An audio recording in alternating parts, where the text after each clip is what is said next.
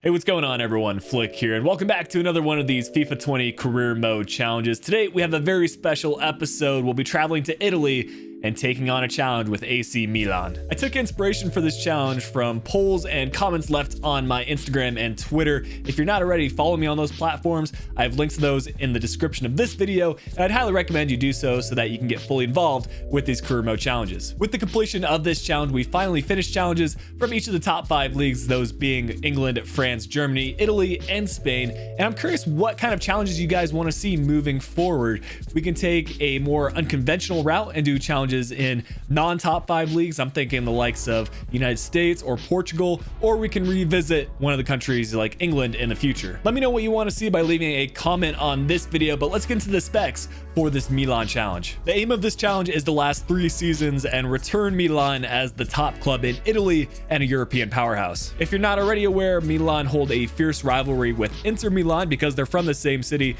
and they actually used to be the same club before Inter became its own entity, as well as Juventus, who hold the most Italian titles. Our transfer signings are going to be heavily influenced by Milan's history because so many icons of the past have played for Milan. We're going to try to sign players that share a similar background. And of course, with the return of Zlatan to Milan, we're going to try to reunite him with players that also featured during his previous Milan spell, that being from 2010 to 2012. In addition to our overall objectives, we have individual objectives for each season. So if you're looking to take on this challenge, this is the graphic for you, but we'll be revisiting these in more detail as we get into each season. Now, a couple of facts about Milan. Paolo Maldini is regarded by many as the greatest Milan player of all time. He spent the entirety of his 25-year senior career at the club, and his son now actually plays for Milan. No club besides Real Madrid have more Champions League titles than Milan, who have 7 in their history. And finally, Rossoneri is Milan's commonly used nickname and pertains to the club's red and black color scheme. That's going to complete everything you need to know about the challenge. If you like the video, leave a like, subscribe to the channel if you're new around here, and turn on those post notifications.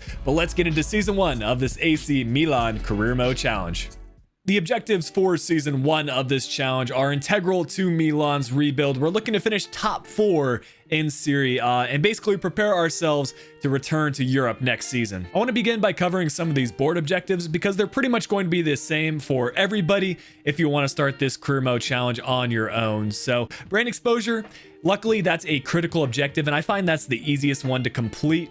We don't really need to focus on our youth development that much, and even if you don't sign youth academy players, which I do recommend you do for this career mode challenge, you won't get sacked. Roughly $45 million in your transfer budget. If you're using other currencies, that's about 35 million pounds and 40 million euros. In game, this Milan squad uses a 4-2-3-1 wide formation or 4-4-1-1, depending on how you want to look at it. But I have decided to take a blast from the past and return to the 4-1-2-1-2 narrow that the mid-2000s Milan squad was known for. To be honest, I think we have the right kind of players to make this formation work. There's a lot of talented center midfielders in this Milan squad, and that's what this formation relies so heavily on. But anyways, let me walk you through some of the players in this squad, and we'll begin with probably the marquee player and the highest potential player in this Milan starting 11, Donnarumma, already 85 rated at 20 years old. With player training, you'll easily be able to get him past 90 rated, and eventually you'll see the high rating that I managed to achieve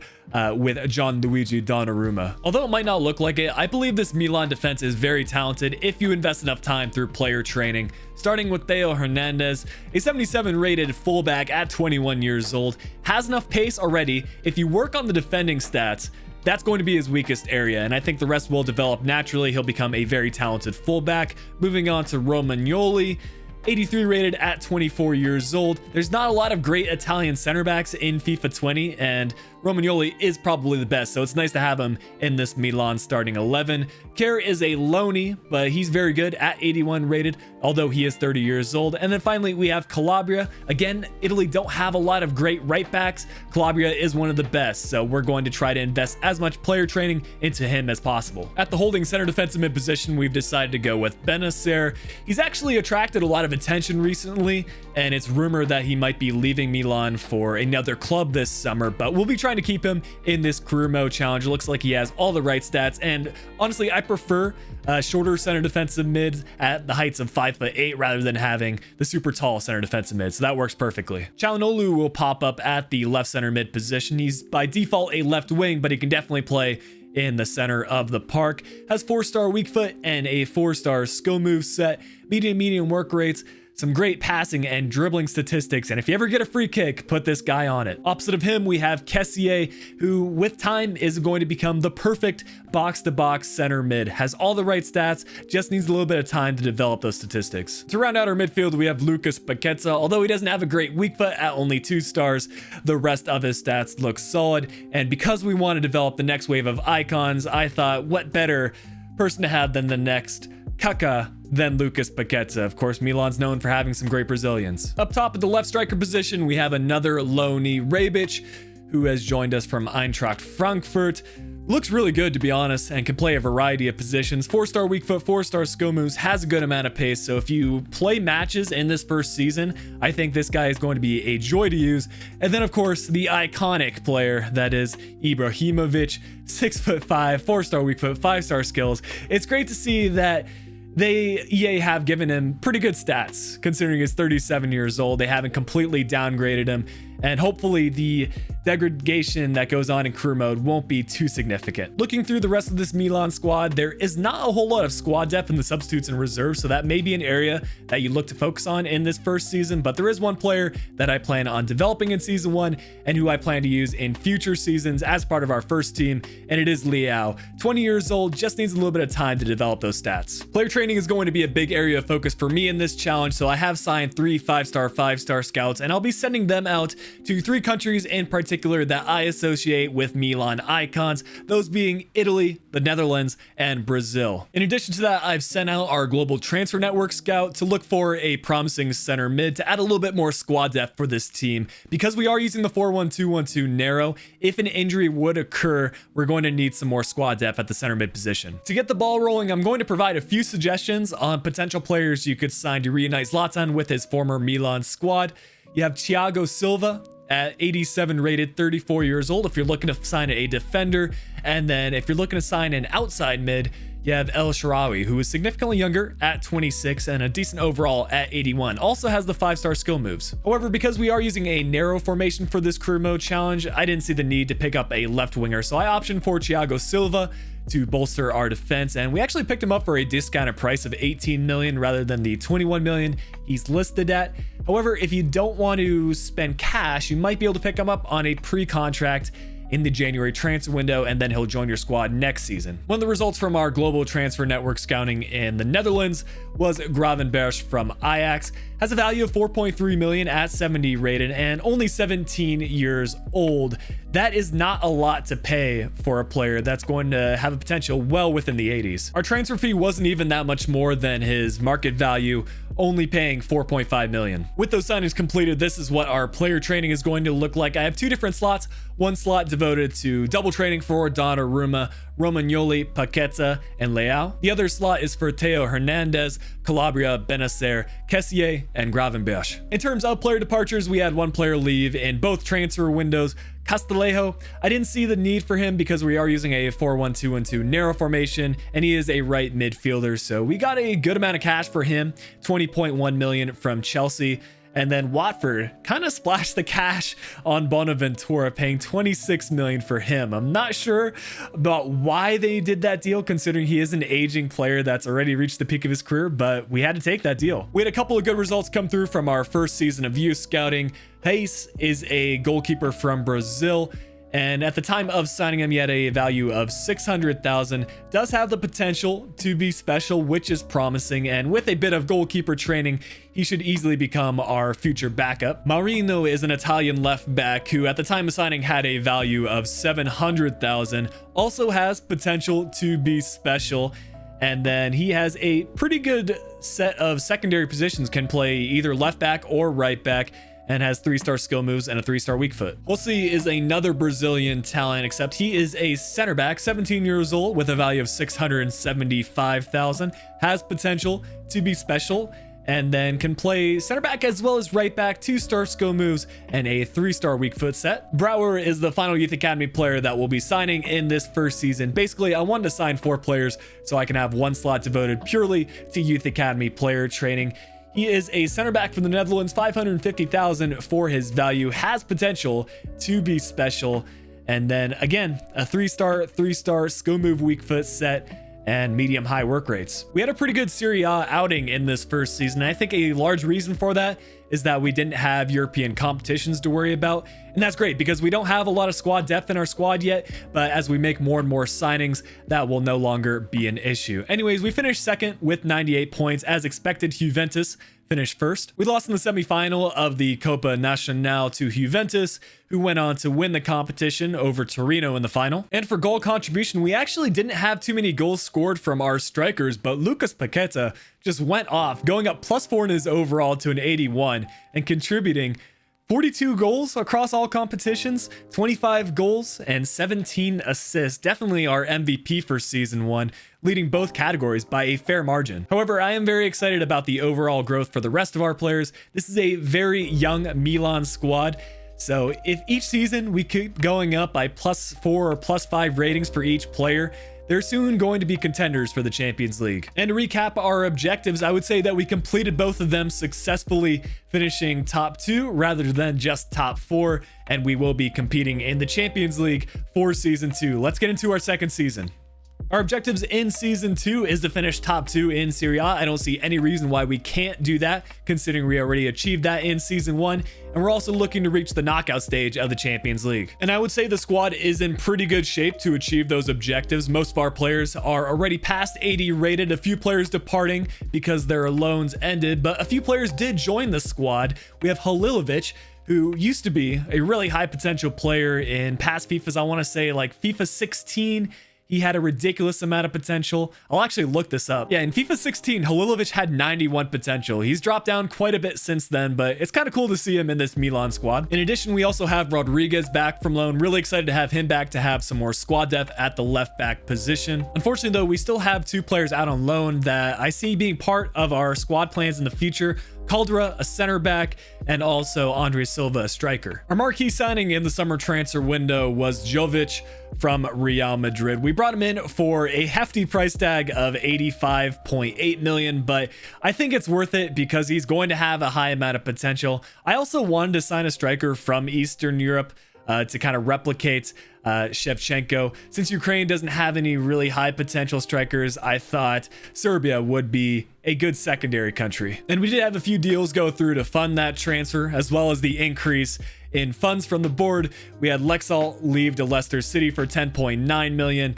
and Pobega leave to Brentford for 3 million. Also, we had Maldini leave on loan because unfortunately he just didn't feature too much in this career mode challenge. Although he is the son of a club legend, he just doesn't have the overall rating to feature often. We had no problem advancing past the Champions League group stage. Although Atletico Madrid were the top club in our group, we finished comfortably in second. It was a tough test for us early on in the knockout stage, matching up against Manchester City in the round of 16. Our home leg ended in a 1-1 draw, but we were victorious in the away leg, beating them at the Etihad 2-1. I figured we would match up against Juventus in the Champions League at some point in this career mode challenge. It just happened to be in season 2. A little bit confusing there for the recent results, but we won the home leg 2-0, and then the away leg ended at 1-0. We still advanced though due to goal differential. Our semi-final matchup was against a strong Real Madrid side. We won the away leg 1-0, and going into the home fixture, I was feeling confident. We were fielding a fairly strong team. Injuries weren't necessarily a problem for us in this career mode challenge for the most part, and we managed to advance because of a 0-0 draw in the home leg. With history being a huge part of this career mode challenge, I thought it was absolutely perfect for us to match up against Liverpool in the season 2 Champions League final. Of course, Liverpool historically beat Milan in 2005. Milan went on to get their revenge in 2007. And now in, I guess what would be 2021, we have another matchup.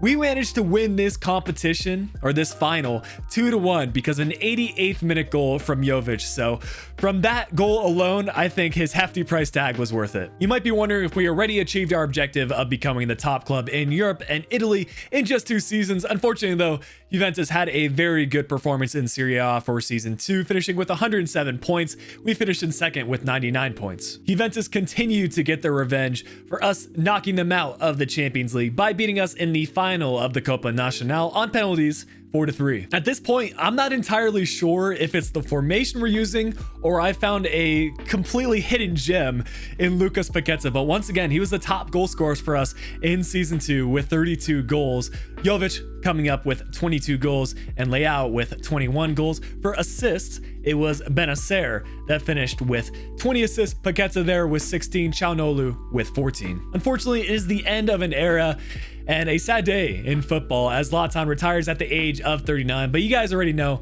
I'll be looking out for his regen in season 3. Some good overall growth from our youth academy players in season 2, and while the rest of our players didn't see quite as much growth as they did in season 1, we're still developing at a really good rate. And of course, we achieved both of our season objectives, finishing top 2 in Serie A and winning the Champions League final. Season 3 for this challenge has us going all out. We're looking to win as many competitions as possible, but we will be placing an emphasis on the league, Champions League, and the domestic cup. I would say this season 3 squad is 1 or 2 signings away from surpassing Juventus as the top club in Italy. Of course, we've got some great players like Donnarumma, who continues to go through player training, but there are some weak points, specifically our midfield. I like Benacer because he's a younger player, only 23 years old, but Çalhanoğlu has already peaked in his overall. We need to bring in another center midfielder if we want to challenge Juventus. This was probably our busiest season in terms of transfers, starting right away by signing the regen of Zlatan. Afan is a 19-year-old Swede, has potential to be special, and then doesn't exactly match all of Zlatan's stats, but I have something in mind to fix that. He begins though with a 3-star skill move and 3-star weak foot set, medium low work rates, has a lot of pace and good dribbling stats, really needs work on his finishing though. At this point, I didn't really care about transfer funds, so I looked to pick up high-rated players in the positions that we needed, starting with Milinkovic-Savic. 120 million is what we had to pay Bayern, but that is going to be a significant upgrade over Çalhanoğlu. He was 88 rated at this point in the save, and that might even get higher by the time we reach the end of season 3. When you compare these to the Milinkovic-Savic deal, these transfers seem tiny, but they were significant when you add them all up. Plizzari leaving for 8.7 million, Saju leaving for 4.85 million, Bellotti leaving for about 750,000 or 750,000, and Gabbia leaving for $1 million. With the improvements that we made to our squad in the summer transfer window, we were able to win our Champions League group, going undefeated and only conceding 1 goal. And I don't think we had an exactly easy group with Dortmund and Porto in there. We probably didn't need to sign another center back because Caldera actually has a good potential at 84. But I figured with Thiago Silva retiring at the end of the season, I wanted to bring in another Brazilian center back to more or less replace him. So we brought in Eder Militao from Dortmund at the time for 83.7 million. We had to sell off a couple of players to make the Militao transfer happen. So Suso left for Bayern for 22.9 million and Musacchio left to Real Sociedad for 10.2 million. I definitely think the league was a big focus for me in season 3 because we already won the Champions League in season 2, but I figured if we can win both the Champions League and the league, and maybe even the League Cup, that would be a great send-off to this career mode. So getting into the round of 16, we had Valencia as an opponent, bit easier than Manchester City in all honesty. We won the first leg 4-1, and the home leg we won 3-0, so we definitely advanced on aggregate there. Once again, we matched up against Juventus in the quarterfinals. This time though, we won the home leg 3-1, so I felt like it would be much easier for us to advance. I didn't have to worry as much, and that appeared to be the case as we won the away leg 3-0. One thing I learned from my career mode challenge with Villarreal is that Barcelona are a stacked squad a couple of seasons into career mode. And that was going to be a tough fixture for us in the semi-final if we wanted to reach the final in back-to-back years. We drew the away leg 2-2, and we managed to win the home leg 1-0. So we're through to the Champions League final in consecutive seasons, and that is how we are going to end this career mode challenge, by playing a matching game. But before we can play this Champions League final against Real Madrid, there are a few logistics I need to cover, such as where we finished in the league, the cup, top goal scorers, that sort of stuff, as well as one note about the squad. I think I want to start with the squad. And despite Donnarumma not being injured for like a single match throughout these 3 seasons, he picked up an injury in our final league game. Maybe I should have just rested him. So unfortunately, he will not be appearing in the Champions League final. That is a huge blow to us because he's by far our highest rated player. You can see he reached a 97. Oh man, I wish I could have him in the Champions League final, but we're going to have to work with Heis, a 78 rated player. Not exactly Donnarumma, but hopefully our Youth Academy player can play well in what may be his first match. One other thing to note is that I have made some upgrades to Afan. He is now a 78 rated striker, so the player training has worked well. I haven't touched any of that, but I have changed his build. Basically, I matched that, so it is exactly what Zlatan had. So he's 6'5". He has a 4-star weak foot, 5-star skill moveset, medium low work rates, and then a couple of traits to go along with that, 3 of which actually make a difference in game: the flare trait, power header, and outside foot shot. We have done the unthinkable in Serie A this season, finishing with 114 points. We didn't draw or lose a single match and only conceded 10 goals from 38 matches, while we managed to score 113. We also won the Coppa Nacional this time around, beating Lazio in the final, in addition to winning the Supercoppa over Juventus 2-0. That just leaves the Champions League for us. If we can beat Real Madrid, I'll consider this a perfect season. No surprise here for the top goal scorer. It's Paqueta once again, this time scoring 60 goals from 62 matches, and Milinkovic-Savic appearing with 32 goals from 60 matches. Our strikers contributing a couple here and there, and then Andre Silva coming off the bench. For the assist category, it was Benacer with the most assists, Milinkovic-Savic in second, Paqueta with 12, and Kessié also in the double digits. But this is it, y'all. Champions League final time against Real Madrid. You can see their squad right here. Definitely not an easy one to come up against, but I am glad we have a little bit of diversity here in the final. We've been playing against Manchester City so many times in these career mode challenges. I'm feeling a bit anxious with a 78 goalkeeper in the final, but let's get into it.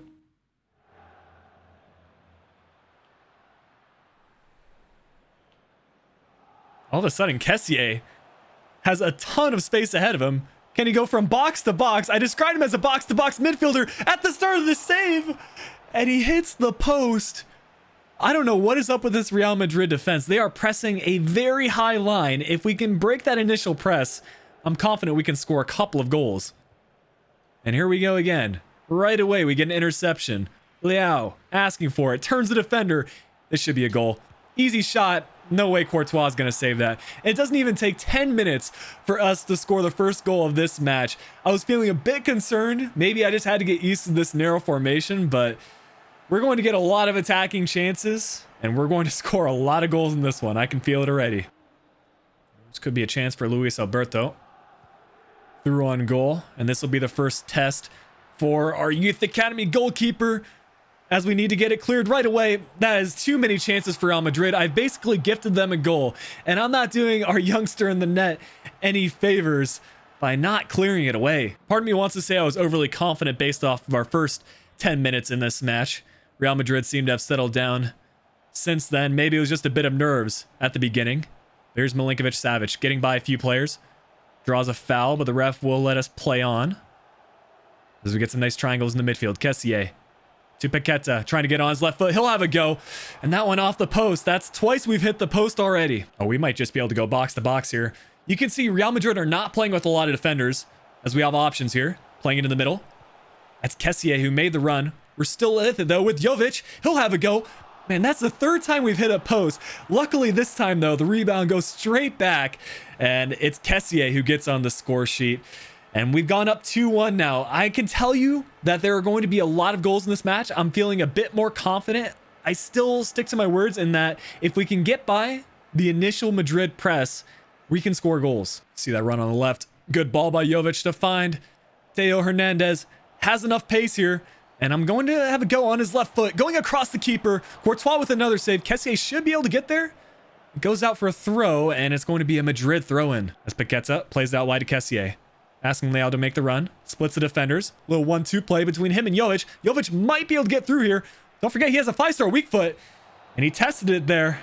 on his left. That one does go wide, and we'll go into the halftime break just up 2-1. It's been an eventful first half. Here's a look at the halftime stats, and while we have been the superior team with 8 shots, 3 on target, and 56% of the possession, I'm not going to count Madrid out.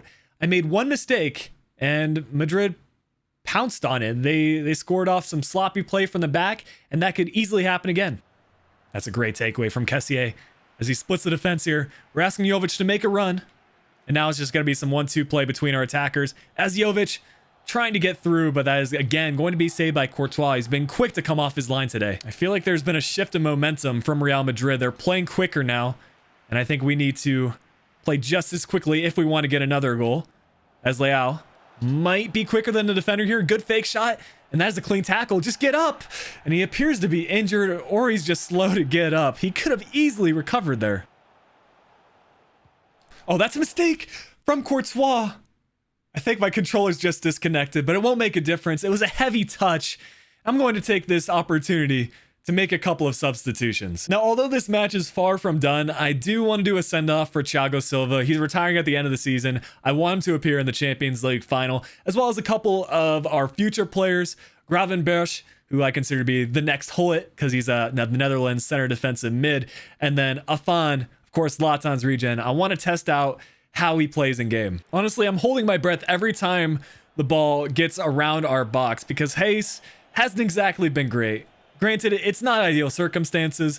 This is the first time I'm using him. It might be the first time he appears for this Milan squad, and I'm sure he's as nervous as I am. That's some great defending. Still with it, though. It's Real Madrid. The flick up. You've got to save that on a near post. I don't know why my controller keeps disconnecting. I'm in shambles right now, and apparently our team is as well. I've got a wireless adapter on the way, so these disconnects with the controller shouldn't be a problem here in the future. As Zlatan's regen is through on goal. The shot is right at the keeper. This is the first time I've had a Champions League final go into extra time. I don't think that would be the case if we had Donnarumma in net for us, but I'm not going to make excuses. We need to push on. Stamina is not going to be an issue for us in this game. Luckily, we have players that are trained up. Let's just go out and get the win, not get into penalty kicks. There you go. What can Zlatan's regen do? He gets by one player, trying to get by another. Berba spinning inside. A shot on his left foot. I couldn't even see the ball there for a second. Zlatan's regen is fun to use. He plays exactly like Zlatan, which is what you'd expect. We've completely dominated the first half of extra time.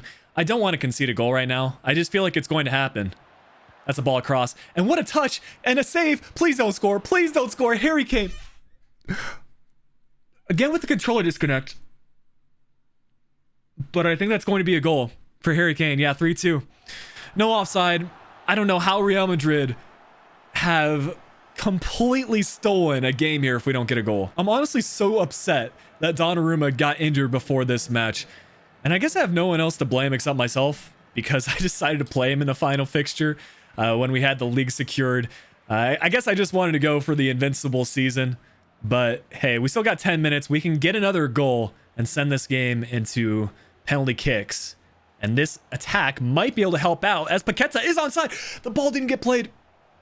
The ball didn't get played, guys. I pressed the Y button. We just need to push everyone forward and hope that Real Madrid make a mistake out of the back passing. I think they're going to use the clock wisely, though, as they hug the sideline, play it into Harry Kane. He's going to do something here. Yeah, this Real Madrid team is too good for our goalkeeper. This is so disappointing, guys. And this will be, unless something miraculous happens, this will be the first Champions League final we lose in one of these career mode challenges. That's meant to happen, though. I've adjusted the sliders on this legendary difficulty, and it's supposed to make things more entertaining. Sometimes this sort of thing happens. That's a pen. Okay. This match isn't over yet. 2 minutes of added extra time. We need to take this quickly. And I know how to take a penalty kick game. I guess this is the first penalty kick I've ever taken on PC. As I say that, I'll probably just go and miss this with Paqueta. Time it. Yeah, it's through. We have 1 minute of extra time. Let's pick up the ball. Can't even do the pickup animation. Well, guys, that was probably the most fun and entertaining Champions League final I played for one of these challenges. We weren't on the right side of the result with Real Madrid winning this one 4-3, but I would still consider this to be a successful career mode challenge with Milan. At least we won the Champions League over Liverpool last season, and we were able to win Serie A this season. But that will be it for me today. Hope you have enjoyed this video. If you did, make sure you leave a like, subscribe to the channel if you're new around here. But until next time, this has been Flick. I'll be talking to you all again soon.